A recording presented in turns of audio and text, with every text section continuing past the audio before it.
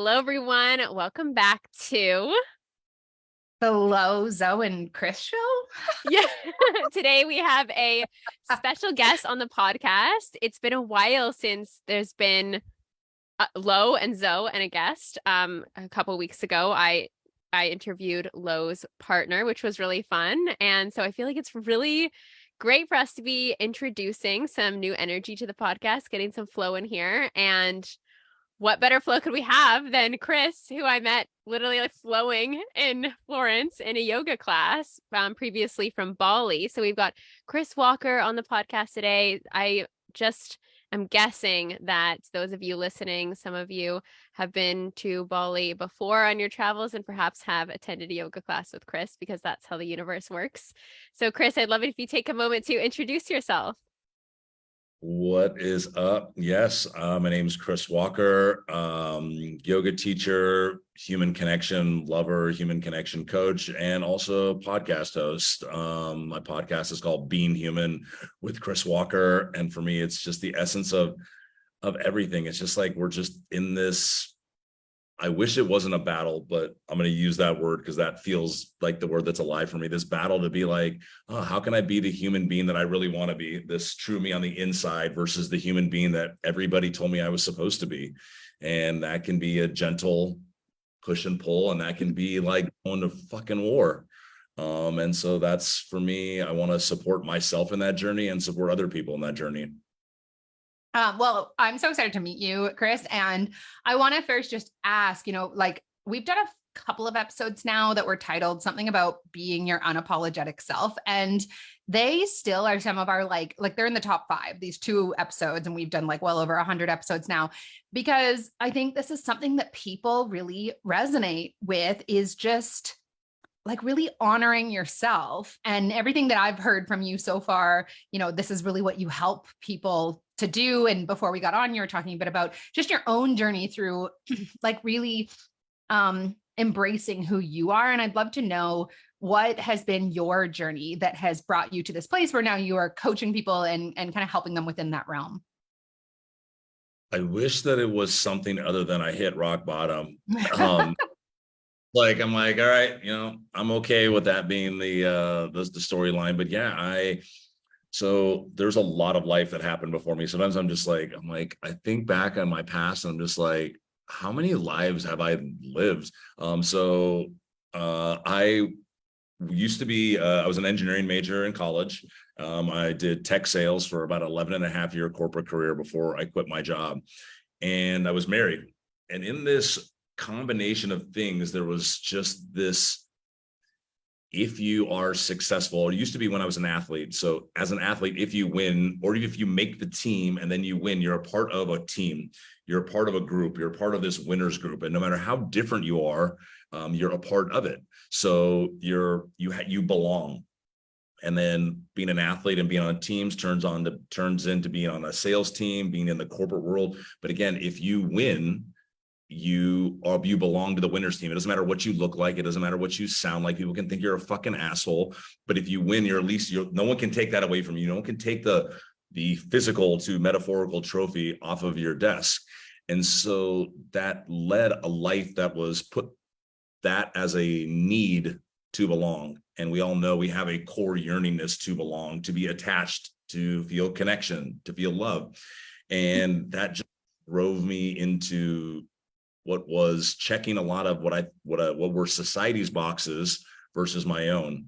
And that led to huge amounts of anxiety in my life. Just basically almost every day, the 4 to 5 o'clock in the morning, the anxiety starts going about a deal, about a this, about a that, about something outside of me that fast forward could not have ever known this in the present moment. But fast forward, it was just destroying me. It was so like the idea of presence was like that wasn't even a concept that I could even fundamentally conceive. But there was a certain point.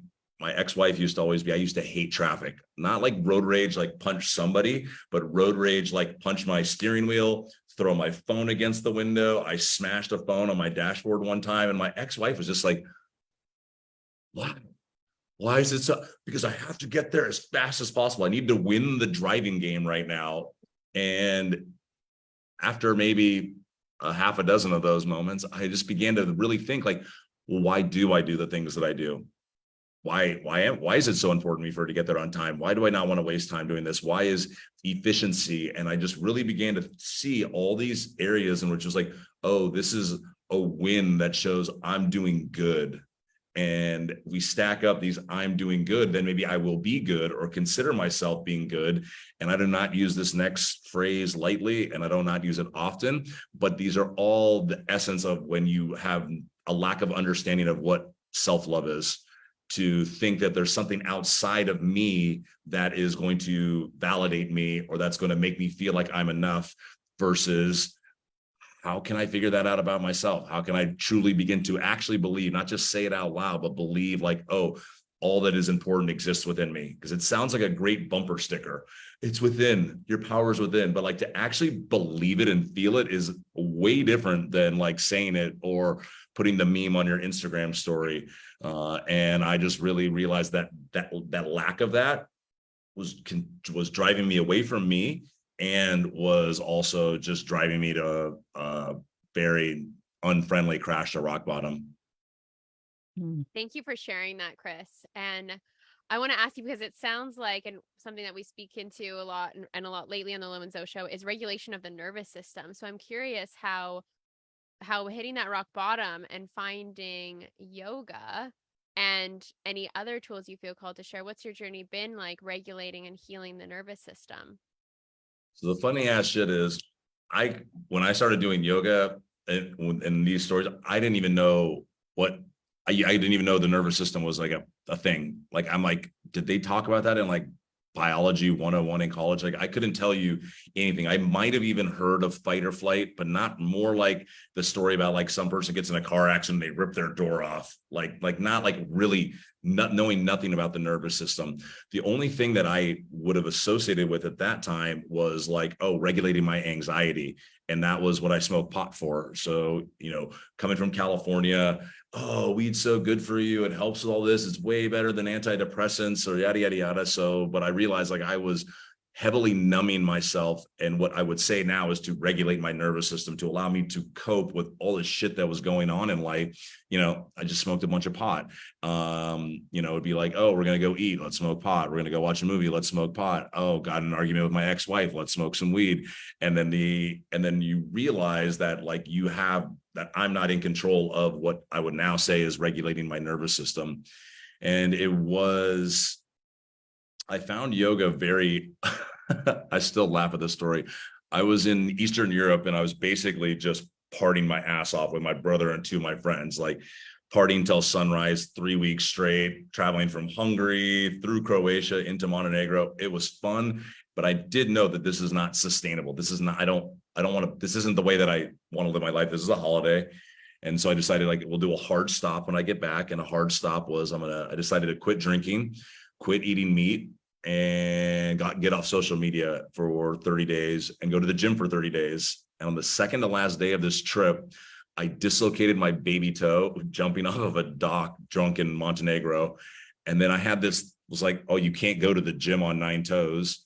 I always wanted to be more flexible. I'll go do yoga for these 30 days. And that's what got me on the mat. And the thing that I think kept me on the mat was like, oh, when you're focused on something that's really new, that's focused on, I wouldn't call it at that time conscious breathing, but the ability to just breathe and move and be disconnected from the outcome because you suck at it. Like I didn't know what I was doing. So it's like I couldn't pretend to be good. So I'm like, oh, like my ego just immediately went in check because they're just like, you don't even know how to win this game. And that was the beginning for me of, oh, there's a thing that is actually naturally calming me down. There's a thing that is making me be more connected to this physical body, and then as well as the mental body, the emotional body, even though at that time I didn't know it was doing that. Wow. Okay. I love that. I mean, the universe works in mysterious ways. The body manifests things, even injuries sometimes, to lead us exactly where we're meant to be. I mean, I'm sorry that happened to you with your toe, but it led you to exactly where you were meant to be. It's like the craziest thing is I actually haven't even thought about this. I was talking to my brother a while ago, but we went from Croatia to Montenegro, and I had these little water shoes that help you get grip, and they were wet because we were cliff jumping in Dubrovnik, off like the side of the old city castle, and they were wet. So I left them outside of our Airbnb, and then we had to pack and get to the ferry and we were running late to, so I left them there. So the funny thing is, if I hadn't have left them there, I would have been wearing them on the boat. And when I did the dumb jumping off the dock, I would have been wearing the shoes and I wouldn't have slipped. So it's like funny that I'm like, if you hadn't lost those shoes, you would never have found yoga. And that's like how random little tiny things are. And I just sometimes just like laugh, like, oh, those water shoes, everything that is my life today is only because I left water shoes outside of my Airbnb in Dubrovnik. Well, in the episode that we just recorded, that will come up before this one, we were talking about like really allowing for the magic of life to reveal itself to you. And it is those like small little things that, you know, it was an episode about releasing control, basically.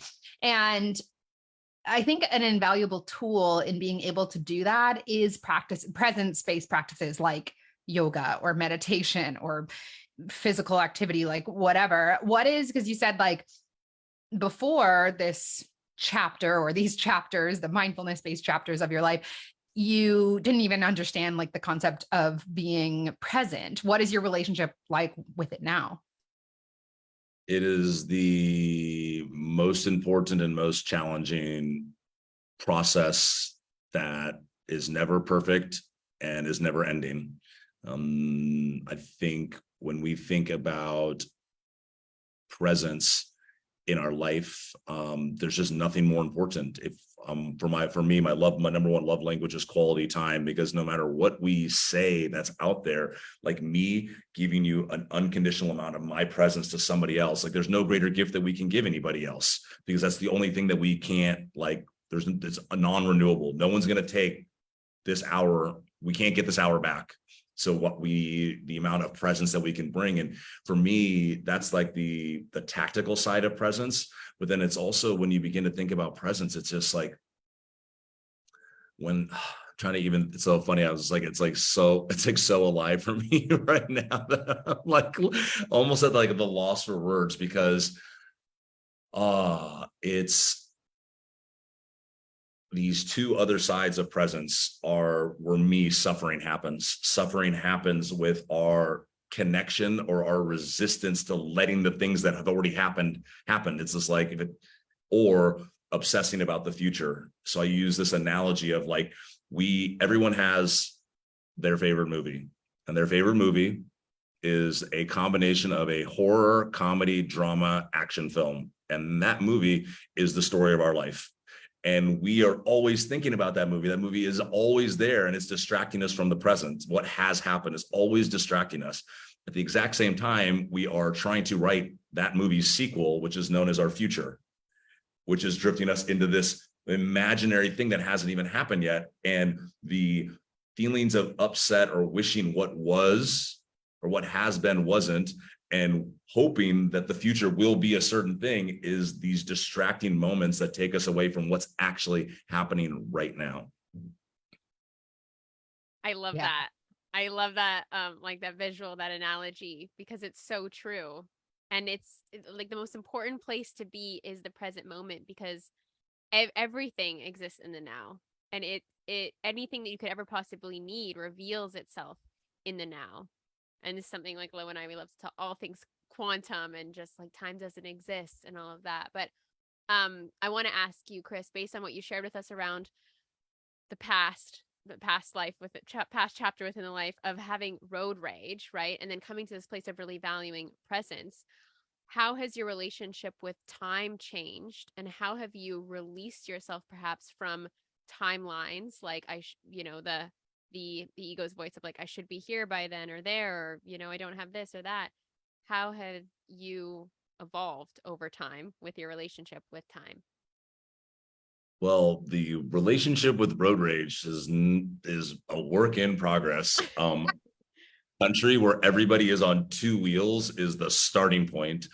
So being on a motorcycle, I like to head hedge it in my favor. So like, let's just not go to try to bite off too much that we can't chew, that we can chew. I still, man, I was back in the US. I hit some LA traffic and the phone didn't get smashed. So we have evolved, but it is anything to do with traffic and bad drivers.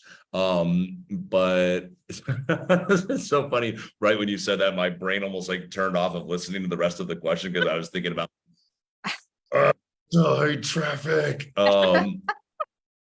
If you can repeat the back end of the question one more time. Yeah. Okay. It's a lifelong journey, this relationship. I get the road rage thing so much. I lived in Toronto for like 8 years, and it's like the LA of Canada, and it's horrible. And so it's like the best way to learn how to become present and regulate the nervous system, to like be okay that it might take you an hour and 15 minutes to get 3 city blocks.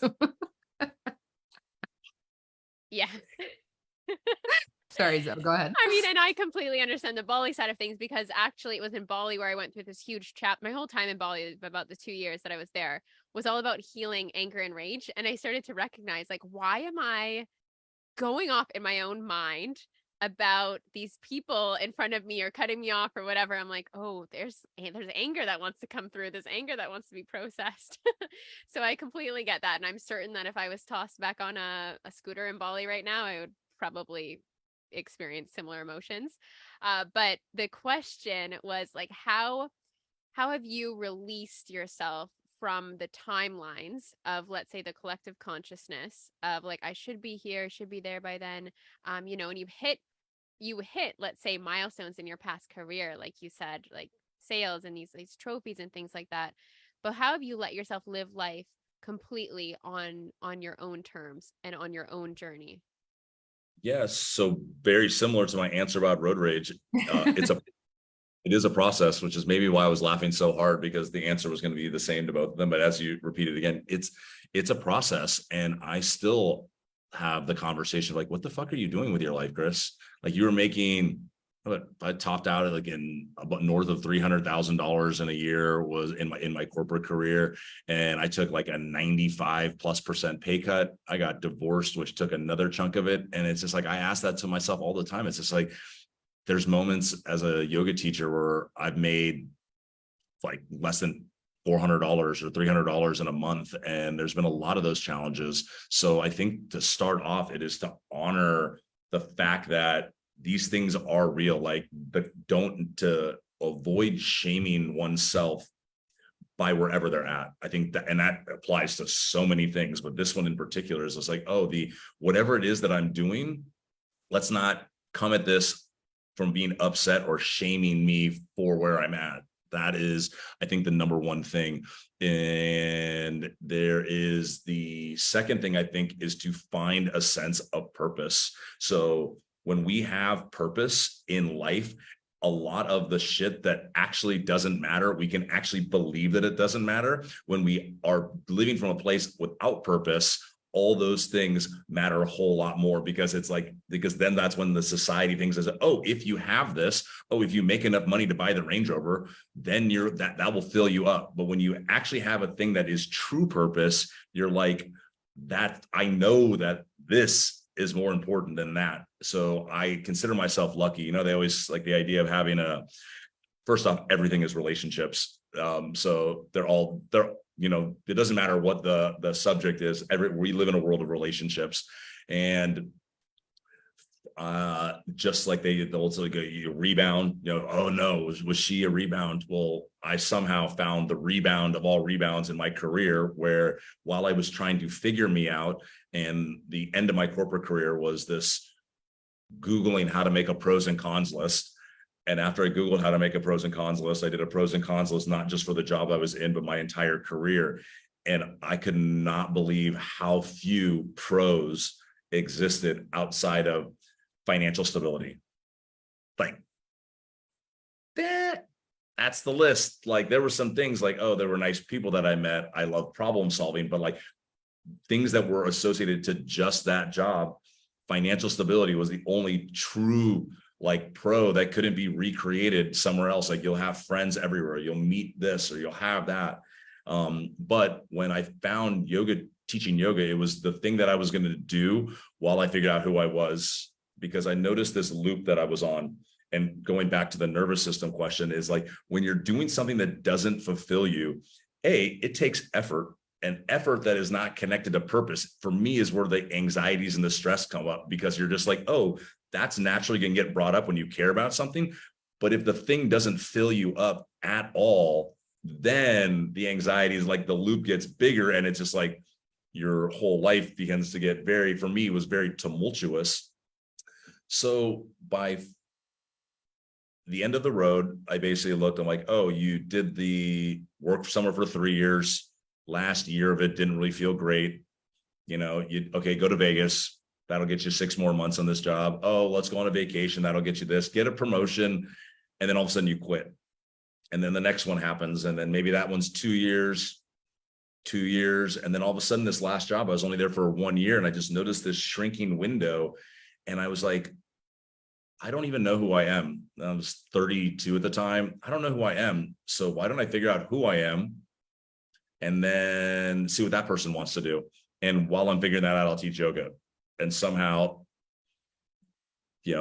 that little side thing I'll be doing on the side while I figure me out, it just was love of my life and the biggest passion that I have.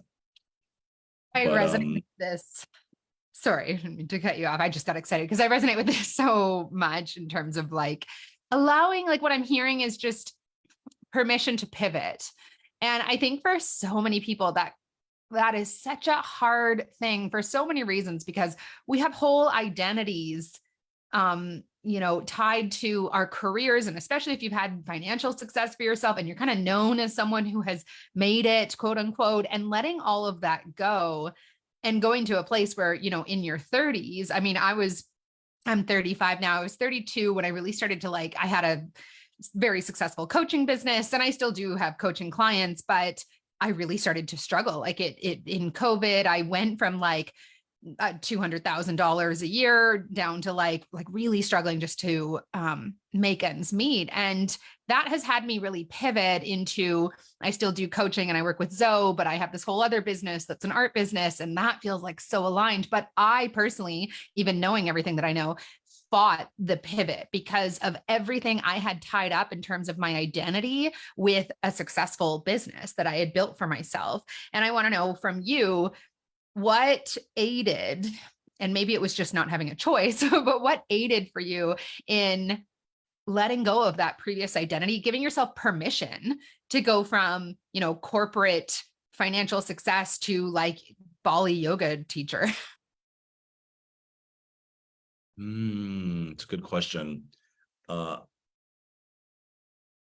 It wasn't easy, is the starting point that I would say. It wasn't easy.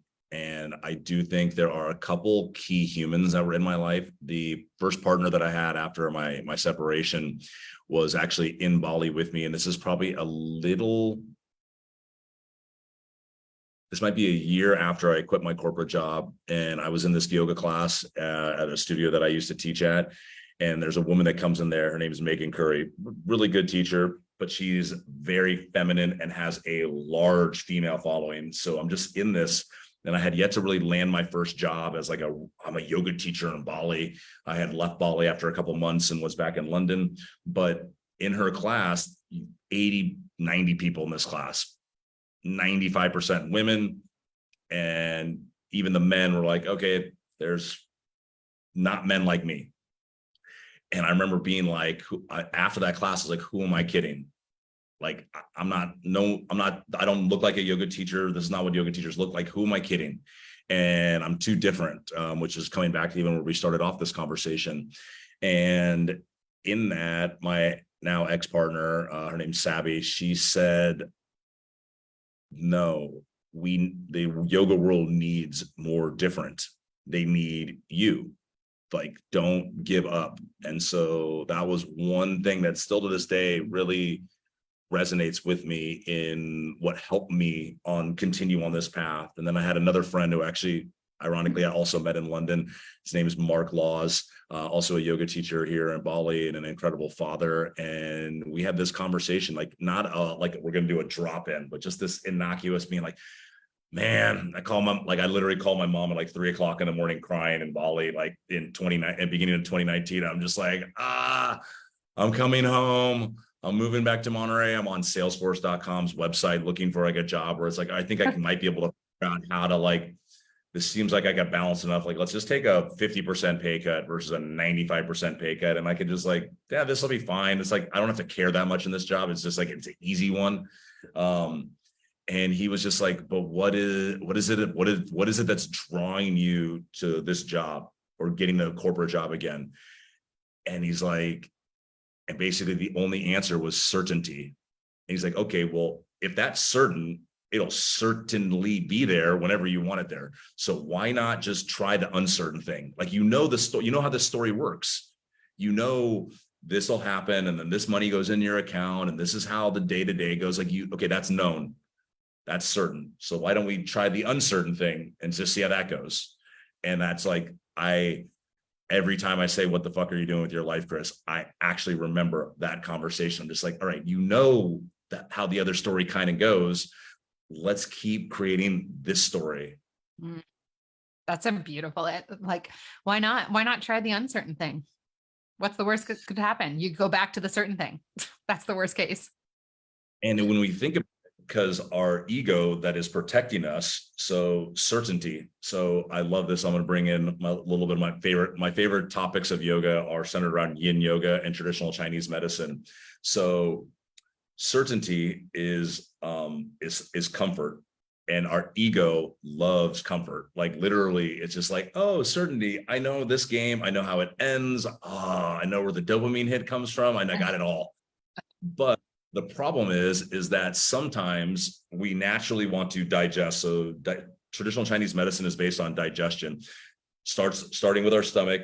What is digestion? Digestion is pulling nutrients out of what we eat and drink and literally peeing or shitting everything else away. So it just says, whatever you put in, there's some good we're going to extract, and then we're going to basically pump everything else out. And as it goes through, we're going to try to get as much goodness as we can before we literally poop it and leave it out. But the edges in life, things that are super edgy, that are uncomfortable, keep us from digesting life. So when something awesome happens in life, we attach ourselves to it. It says, yay, never want to let it go. So we're just going to hold on to it. And I use the analogy of like a breath. So an inhale. Do you guys like to inhale? I love to inhale. But if I hold on to that inhale, I'm like, best inhale ever. And then, nope, I'm not going to let it go. It's too good. I got to let it go. I got to let it go because I receive the nutrients from that inhale. On the flip side of it, when shit sucks in life, what do? Be like, I'm going to do my best to forget about that. I'm going to pretend that didn't happen. I'm just going to be like, no. So that also then isn't honoring the digestion. We're not receiving any wisdom, nutrients, the whole everything happens for a reason line. Like we're not receiving any benefit or understanding of those specific events. So we aren't digesting it. Now, to keep ourselves comfortable, especially when it comes to those negative things in life, to keep ourselves comfortable by trying to forget that they're happening or to avoid the discomfort of uncertainty, what do? We keep toxic shit in our life.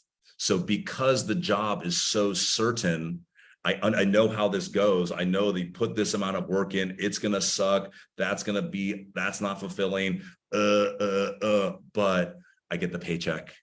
I got the business card that says my name with director on it. I got the car. My mortgage gets paid off. I can get a bottle of wine whenever I want to, whatever it is. So we're keeping something toxic in because it's certain and it's comfortable. And I just use the application of a job. I'm sure if you have not been in one of your friends has been in a relationship with a human being that fulfills that same thing. It's just like, oh, we've been together so long that I don't know if I'll find somebody else. And oh, all my family likes that other person. And it's like, it's certain. And that certainty keeps us in a toxic relationship. The relationship can be with anything. I love that. I mean, it's so powerful to think about too, just how we are always like reality's going to keep revealing itself in front of us, and we have to maintain that presence, or else we're always going to be attaching or resisting, attaching, resisting, attaching, resisting, and not allowing that wisdom to integrate like you're speaking to. Yeah, and the wisdom. So it's interesting. I actually read, my friend gave me this awesome book that's called the Tao of the Wu. It's basically written by the RZA from the Wu-Tang Clan. And he's this epic philosopher. Like the Wu-Tang Clan are like some of like the smartest human beings in the world. Like some of them have like PhDs in physics while they're rapping and selling drugs back in their earlier days. So they're super awesome. But they go through the pillars of Islam, and it talks about the pillars of Islam go knowledge and then wisdom. For knowledge is just memorizing data points. I heard this podcast, read this book, got a line, can recite that line, but to take the line and actually really bring it inside of us, not to embody it, but to bring it in and apply it to our life's experience or life's experience of people around us, then to be able to use whatever the knowledge was in your decisions now and into the future. That's what true wisdom is. It's not, I can quote it, but it's like, I can use it, I can feel it and help it support me in whatever my journey of life is. Yeah. Well, with this speak of like certainty, uncertainty, like allowing life to flow, maintaining presence, because, you know, I reconnected with you just flowing through Europe literally this summer. I know that you were on a similar journey of just letting your intuition guide you and just allowing yourself to flow with it. I'd love if you could just speak into what, if any, wisdom integrated for you this past summer, allowing yourself to just flow through your life. Man, so that had been an attempt of mine for quite a few years, was to travel more, because I realized like, oh, as I'm flowing through life, I'm also like locking myself, even before COVID, like locking myself down in Bali, because it's like, oh, now I have to do the yoga teacher thing. And that means teach as many classes as you can. And I don't even, so like 2020 was the year I was like, I had a list of things, and it started off exactly like I planned. I taught 2 festivals. I did a teaching tour around Australia, and then COVID hit. And basically I didn't travel for a long time. And I attempted to do like, we're going to do the yoga teaching thing in Europe in what year are we in? 2023, 2022. And that didn't really happen. And so it happened last year. And I think for me, the going with the flow was being like, how do you realize that there's things that you want to accomplish, even in this profession that is teaching yoga, but there's also just the exploration of life. And when to look back and I do a reflection back at this summer and think like, okay, there were solid things that I did in growing and being able to do what I love and share it with the world and teaching yoga. And then there were a lot of L's. I went to Amsterdam, couldn't get one studio to let me teach there. And I'm just like, this is weird, because the yoga you're teaching is kind of like, it's like, it's okay. You know, it's not like, did you ever go to Revolver Coffee in Bali, Zoe? Yes. Yeah. So it's Revolver, which for me is the up here, but it's not Starbucks yoga. So it's like somewhere in the middle, but it's like, I should be able to teach here. Like, you should want me to teach here. But then there was that finding the balance of being like, oh, well, how am I actually just living life and enjoying life, and realizing like how, if you find that state of presence, enjoyment, and live in at least a semi mindset. This is an easier said than done thing, but live in a semi mindset of the idea of like, there's gonna be enough somewhere. Like, it might not be the enough that I think enough is in my head right now, but it'll be all good. Then you can actually, for me, was I experienced the full spectrum of living this summer, from, hey, I had the best retreat that I've ever been a part of, to followed up, I had the worst retreat that I've ever been a facilitator at, to I had a great workshop, to then I had 3 places where they didn't even want to let me teach, but I just enjoyed the hell out of hanging out in Florence, eating a lot, hanging out in Amsterdam, eating, partying, and dancing a lot. And then all of a sudden, okay, I taught a class in Berlin. But I realized the beauty of it all was I got to experience the joy that was living life and all the things that I love that are part of it, and finding that balance of, this is what I am supposed to be doing on this yoga teacher through Europe thing, but I'm enjoying the full spectrum of all of life. And I think that if I were to summarize, like, life is full spectrum living. That's not the good or the bad, but I'm like, how are you doing? I'm like, full spectrum. I got all the feelings, all the emotions. But if I try to like avoid one of them, and I call that a bad emotion, like I'm trying to avoid sadness, I'm really just impacting my capacity to really be happy or joyful, because you have to have, you can't say, let's avoid the bottom. Avoiding the bottom caps the top. So that's like, yeah, I'm not sure. I did do antidepressants for a short period of time when my depression and anxiety was really high. And it was like, it just felt like, okay, I needed a release because I was so, but as you release that bike tire and you are softening the low, you're also capping the high. So at some point, if you keep that, you just live this little like lukewarm bathtub life, and ain't nobody like a lukewarm bathtub. We've actually spoken a lot about, like, I love what you're sharing there, because I think it's so true and so powerful. And it wasn't even that long ago, like a couple of years ago, that Zoe, you were like, I just remember having conversations where Zoe was like, I just want to be happy and live like a sunshiny life all the time. And I was like, so nobody's actually going to love that, like really enjoy that though, because you have to have the lows to have the highs. And she's like, no, I think I would like it. Just remember her being like, no, like sunshine all the time. It would be perfect. I think I could do it. It's like, Bless my pre-dark night of the soul. All my spiritual bypassing that I didn't know that I was doing. it's perfect. But I think speaking to it is really, really important. And yeah, and changing your relationship with those like bad or negative emotions is really what like true freedom is about. And we've been talking about that a lot on here. So it's perfect that you mentioned that. I did want to come back to what you said. What we were actually talking about this before we got on, but you've mentioned it once, just the embracing of your different, because I think that this is something that, you know, I mean, the reason that none of us think we're quote unquote good enough is because we don't embrace our different, and we don't see the ways in which we're different as being what they are, which is a huge strength. But the reality is like, especially as an entrepreneur, and I've coached hundreds of entrepreneurs, I know that the people that are truly successful are the ones that embrace just their own version or brand of, you know, weirdness in the best possible way. Like there's so much magic in that. And so I want to know, like, what has that journey looked like for you in terms of really holding back because you felt you were too different, to actually starting to see it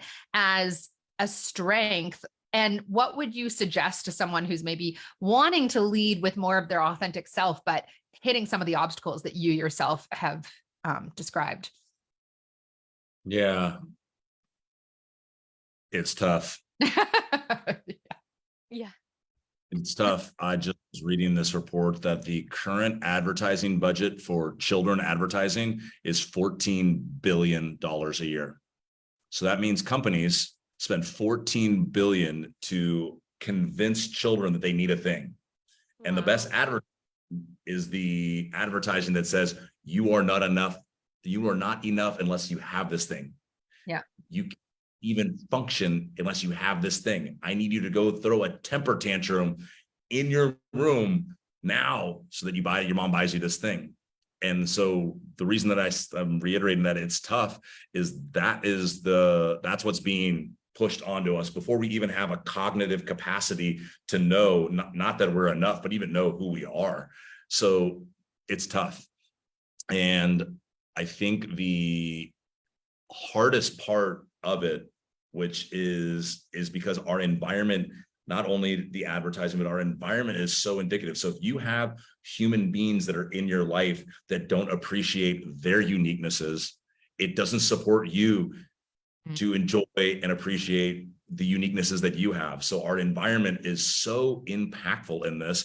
And that's one of the joys that I have about Bali, even though at a certain point in certain areas, it's just like, all you wanted to be different, but now you're just all the same kind of different. Judge, but like, I see this, doesn't matter to me. I'm just going to be the tall, goofy guy in the corner, dancing with my eyes closed. So it's all good. But I do think that there has to be a belief that there is, and again, next to self-love, this is the next word that I do not use in a lot, but it needs to be said there. Do you believe in the abundance that is human connection? Because if you and when you believe that there is an unlimited supply of humans to connect with you, you stop giving a fuck about impressing the specific human being that's around you now. And this is the easier said than done if there ever was one. But if I am being me, and the best me that I know how to be, and I'm being unconditionally me. This does not give you permission to be an asshole. I do not like how speak your truth means be an asshole. That's not what we're talking about, but to truly be us. And if the person in your life can't accept that, then they will fade and someone will replace it. Whether it's a human, whether it's a partner, whether it's a job, whether it, to be honest, to a certain extent, is like the family, the family we're born to or the family we choose, all those different things. But for me, the most powerful thing is you have to improve your relationship with being alone. So this world that we live in, we'll call, you've heard the word, oh, your vibration. Well, our vibration is literally comes down, and you guys mentioned quantum physics, so I'm going to get super nerdy for just a little bit because I am an Here for it. Yeah.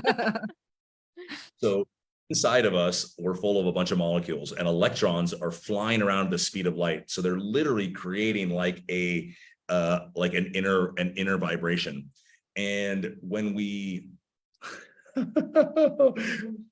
so there is something in us that is a connection. So based on how we're vibrating, like literally the pull, our attraction, it means that there are certain things that are going to be more connected to it or disconnected to it, literally like magnets. But what happens is if we are changing ourselves to essentially try to vibrate at the frequency of somebody else, it's not true to us. And then we actually don't know who we are. So how do we begin to believe that if I let something go because I'm being me, I will, in this vastness that is planet Earth, the vastness that is the universe, I will attract the thing that I was meant to attract, whether it is a partner. You can call it manifestation. You can call it prayer. You can call it whatever you want to, but it is the belief that if I am me unconditionally, shit might not feel good. I might have moments of being alone, but that is only then that I will actually truly belong. So in the pulsations that exist, these vibrations that exist, pulsations create things that it pulses closer and further. So inhale, expansion, exhale, contraction. So we have these pulsations, and the pulsations, back to what we were talking about, you were mentioning earlier with feelings. Oh, there is a pulsation of joy and sadness, or happiness and sorrow. So the spaciousness one of attachment and closeness and connection, and then spaciousness, how do we have and improve our relationship with both of those? Goes right into attachment theory. For if all of a sudden it's like, this feels good and I want to stranglehold it and never let it go. Well, guess what? I'm going to stay in connection because I have a fear of being alone. On the flip side of it, if all of a sudden, like, I am so scared of being broken up with or somebody leaving me that I never want it, now I'm actually in a place of spaciousness because I'm scared of losing something that's important to me. And I actually have this tattooed on my back. Before I knew this was a full concept of personal development, but I have a lone wolf and a set of pack wolves. And then I have a full moon and an owl. And for me, before I knew that this was a thing, it was always like, I want wisdom to be my light in choosing the times in which I want to be a pack wolf or a lone wolf. And the pack wolf that wants to be a part of the pack because the pack fills them up. They have a role in the pack. They have a purpose in the pack. Beautiful. Awesome. Go be a pack wolf. To be a lone wolf because you're like, I need time by myself. I need to recharge my battery. Something wasn't serving me. That's using wisdom and ultimately an essence of self-love to go be a lone wolf.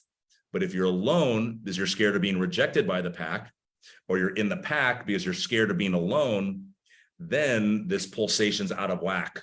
So to rewind, fast forward, thank you for listening to the Chris Walker ramble, is the number one thing for me was I was in London and I didn't date. I didn't have a lot of friends, but I found peace at being alone so that I knew that I could be alone. I didn't have to be in a relationship, in a friendship. I could just be me and be alone. And then that allows me to never compromise who I am, my authenticity, just to belong. I resonate so much with what you're saying, which, I mean, you've said a few different really golden nuggets in there, but essentially the idea that if like to really embrace being yourself, believing that by being yourself, you're going to attract the people that, you know, are really going to embrace it. And that can be really scary because we get so attached to specific people and trying to keep them in our lives. And as you were talking, I was thinking about, like, I was like single as fuck for like years and years, Zoe knows.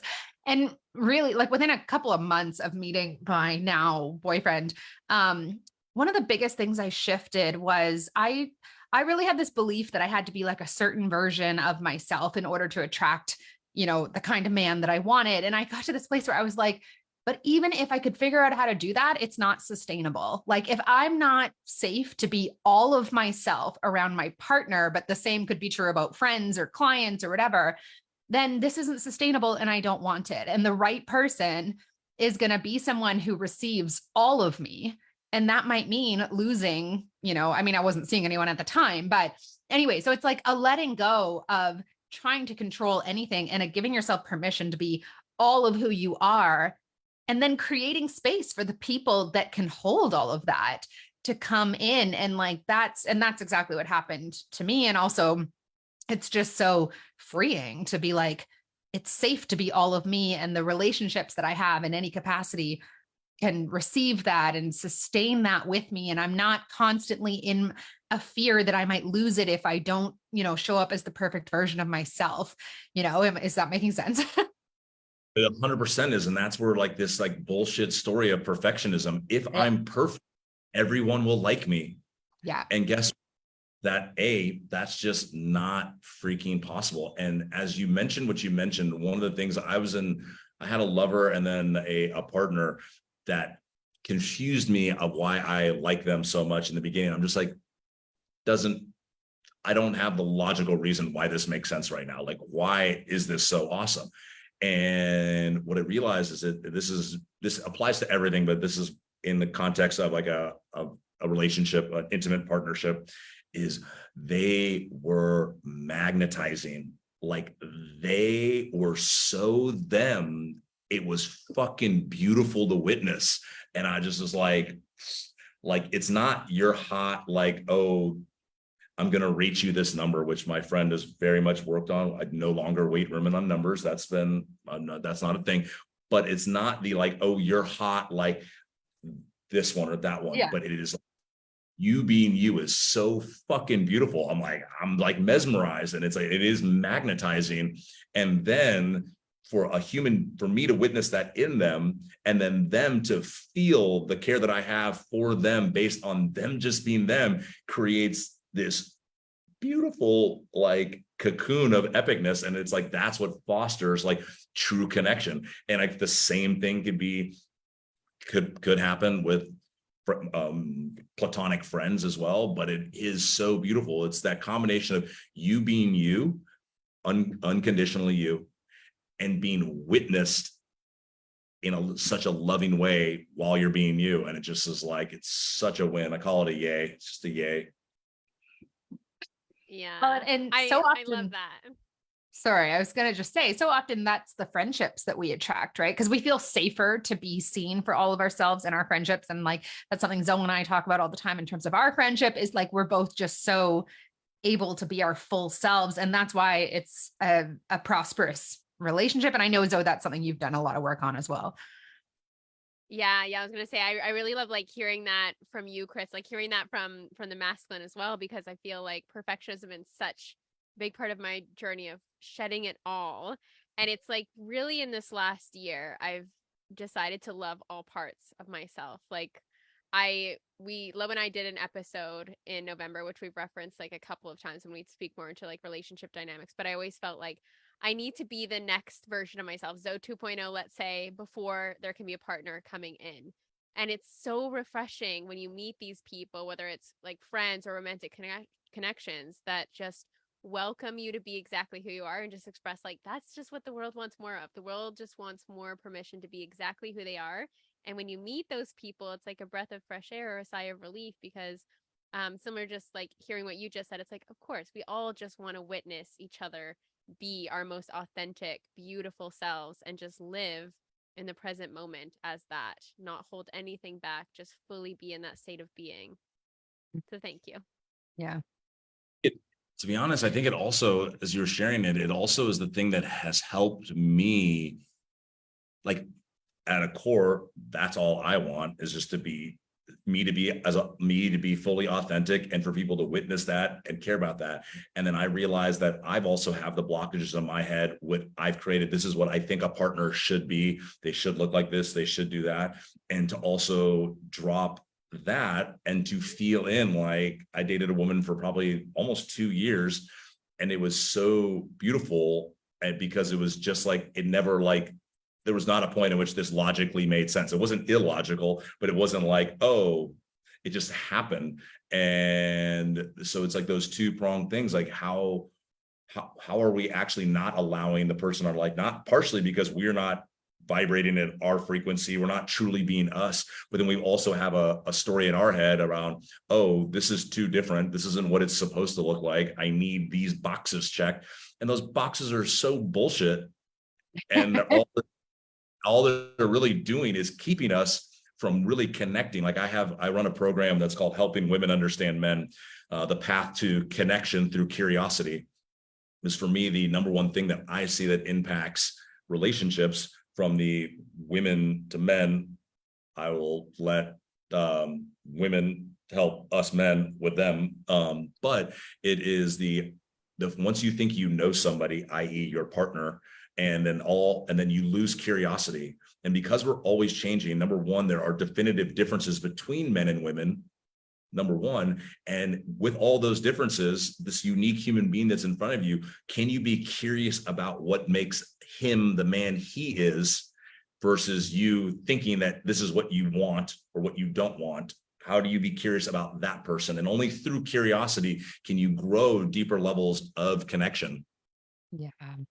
Yeah. And I think that they're the same. Like if you're embracing yourself fully, then you're embracing other people too. We judge other people and we should them, especially in a relationship dynamic, when we're judging ourselves. Or like, I know, because that's something I've really embraced in my relationship, is anytime I have some judgment or should, I look at like, what part of me thinks this should be different in him?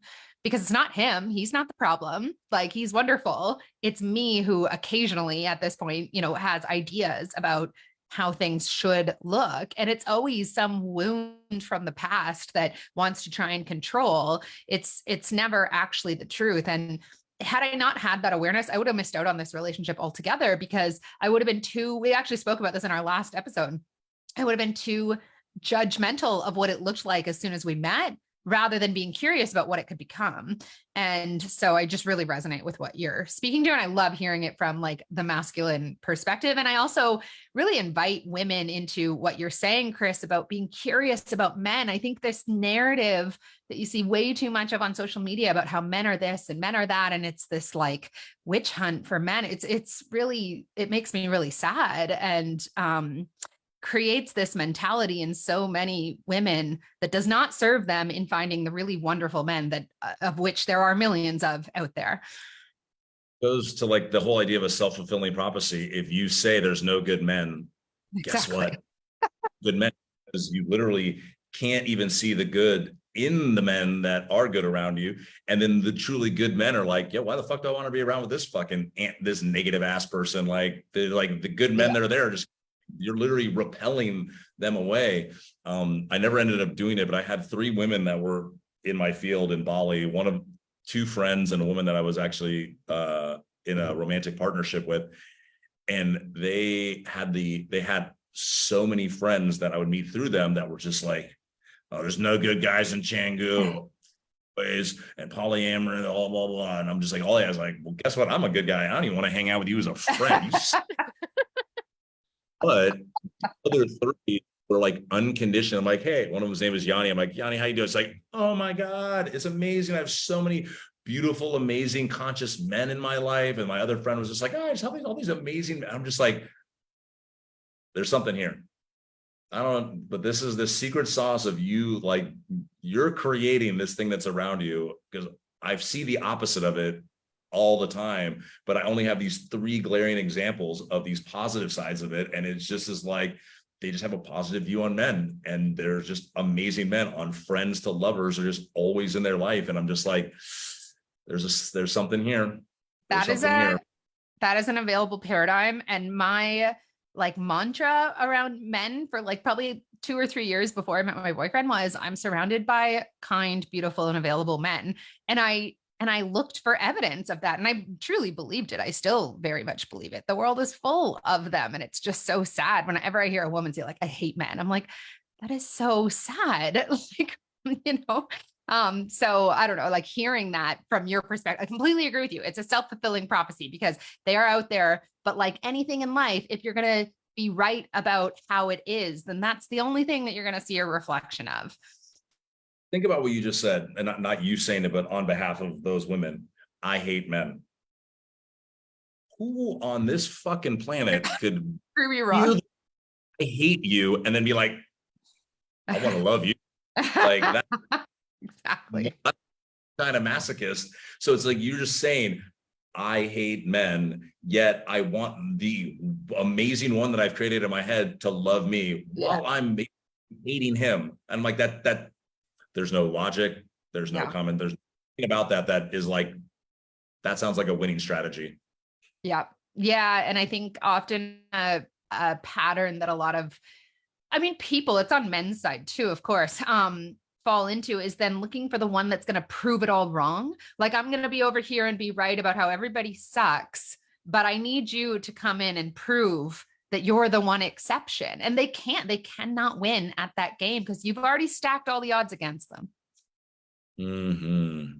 Yeah. Not only do you stack the cards, it's just like, oh man, there was some super cheesy movie that came out a long time ago. What was that? Oh, He's Just Not That Into You. Do you guys remember that movie?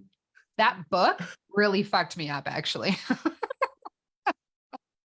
Is it a book too? It started as a book, yeah, and it was written by the guy who wrote Sex and the City. And it's like a self-help book about how, like, if he's not falling over himself, he's just not that into you. And honestly, like, that book and a couple of others I read in like my early 20s really created belief systems that did lead to a lot of, like, when I was younger, needing men to prove that they liked me enough because he's just not that into you. Right. So like it is a narrative that, sorry, I want to hear what you have to say about that. Now I'm trying to think of, I have to like rewind as I was listening to you. I'm like, what was I going to say about he's just not that into you? Oh, well, the movie. Not the fundamental principle of the book, but it was a specific thing that they were talking about in it, where it was like, you see a thing that happened, like, oh, look how it worked for her, and you create her as the norm versus the exception. Like, if it can happen to her, oh, she was in the relationship, da da da da da. It's like, yeah, but that was the exception. That also might just be a complete fairy tale of a relationship, but we're now creating a thing that happened to a person, and that a person might be in a freaking movie as the norm expectation of what we're looking for in a relationship. So it's like, oh, we've created the exception, now is the rule, and we're going to now search for, if it happened to them, it can happen to me, versus allowing ourselves to just be in life. Coming back to where we started this, like, to just be present. And if we're present with ourselves and we're present with the human beings that are around us, like, the most beautiful, any beautiful connection can just, they're just there whenever we're ready. Yeah. And there's abundance of them. I like what you said about connecting, like the abundance of the human beings, the connections that are available to you, that again, like, you don't have to allow scarcity or lack to come into play there.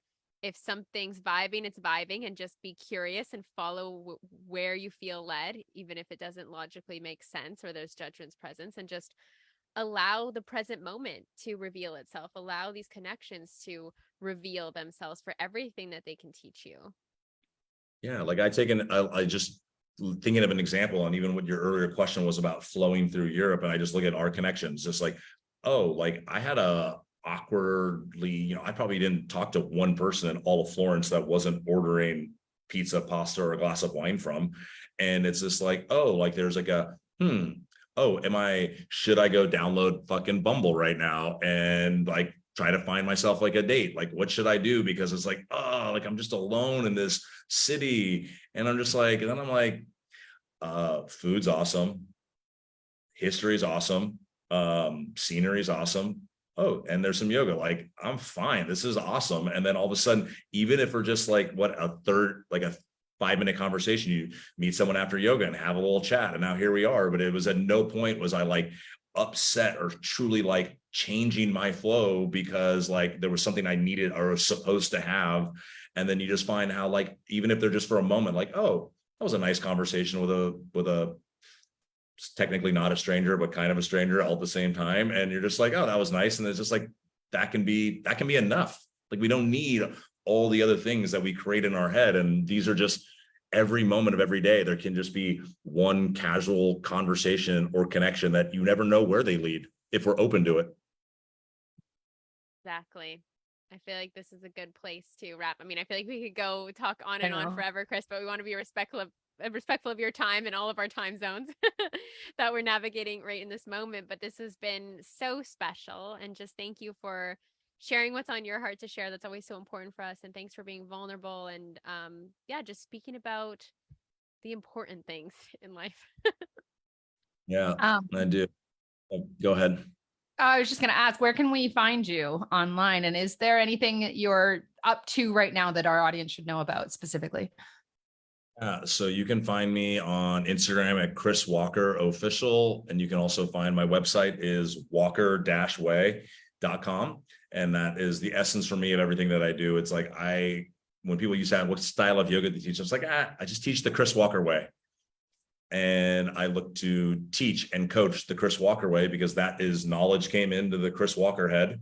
And then wisdom is the Chris Walker wisdom, because that's all we really know how to do is create our own wisdom, to not just copy what else are out there. So it's like, I don't teach people yoga to copy me in yoga. I say, here's the Chris Walker way.